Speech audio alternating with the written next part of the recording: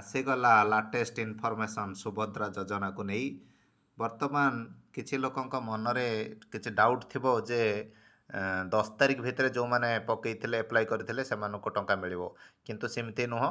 ଯେଉଁମାନେ 15 ତାରିଖ ଭିତରେ ବି ଆପ୍ଲାଏ କରିଛନ୍ତି ସେମାନଙ୍କୁ DBT ମୋଡ଼ରେ 1 ଟଙ୍କା ଲେଖାଏଁ ବ୍ୟାଙ୍କ ତରଫରୁ କନଫର୍ମେସନ୍ ପାଇଁ ଆସିଛି। ଏବଂ ଯେଉଁମାନଙ୍କ ପାଖକୁ ମେସେଜ୍ ଯାଇନାହିଁ ସେମାନେ ଓରିଡ୍ ହେବାର କିଛି ଆବଶ୍ୟକତା ନାହିଁ।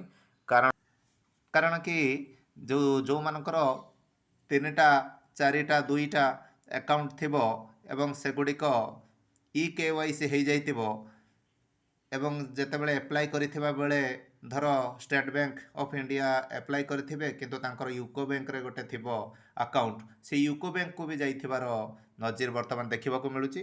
ତେଣୁ ସେଥିରେ କିଛି ବି ଓରିଡ୍ ହେବାର ନାହିଁ। ଯାଇକି ଚେକ୍ କରନ୍ତୁ, ବା ଯେଉଁମାନଙ୍କ ପାଖରେ ଥିବ ଇଣ୍ଟରନେଟ୍ ବ୍ୟାଙ୍କିଂ ସେଇ ବ୍ୟାଙ୍କର ତାକୁ ଯାଇକି ମଧ୍ୟ ଚେକ୍ କରିପାରିବେ।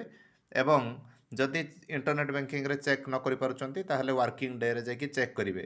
କିଛି ଆଦୌ ଓରିଡ୍ ହେବାର ନାହିଁ। ଏବଂ ଏଇ ଯେଉଁ ସୁଭଦ୍ରା ଯୋଜନା ଆମର ମାନ୍ୟବର ଉପମୁଖ୍ୟମନ୍ତ୍ରୀ ଯେଉଁ ପ୍ରଭାତୀ ପରିଡ଼ା ମ୍ୟାଡ଼ାମ୍ ଅଛନ୍ତି ସେ ମଧ୍ୟ କନଫର୍ମ କରାଇଛନ୍ତି ଯେ ପର୍ଯ୍ୟନ୍ତ ଲାଷ୍ଟ ଯେଉଁ ହିତାଧିକାରୀ ନ ପାଇଛନ୍ତି ଏ ଫ୍ୟାସିଲିଟି ସେବେ ପର୍ଯ୍ୟନ୍ତ କଣ୍ଟିନ୍ୟୁ ହେବ ଏବଂ ସମସ୍ତେ ସେ ବେନିଫିଟ୍ ପାଇପାରିବେ। ଏବଂ ସମସ୍ତେ ଯେଉଁମାନେ କି ଆପ୍ଲାଏ କରୁଛନ୍ତି, ଏଠି ଆଉ ଗୋଟେ ଜିନିଷ ଯେ ସମସ୍ତେ EKYC କରନ୍ତୁ। EKYC ନ କଲା ବେଳକୁ ସେମାନଙ୍କ ଟଙ୍କା କ୍ରେଡ଼ିଟ୍ ହେଉନାହିଁ, ଟଙ୍କା ପଠାଇଲେ ସେମାନଙ୍କୁ ଟଙ୍କା ଯାଉନାହିଁ। ତେଣୁ ସେଥିପ୍ରତି ମଧ୍ୟ ସମସ୍ତେ ଧ୍ୟାନ ଦେବେ। ଧନ୍ୟବାଦ।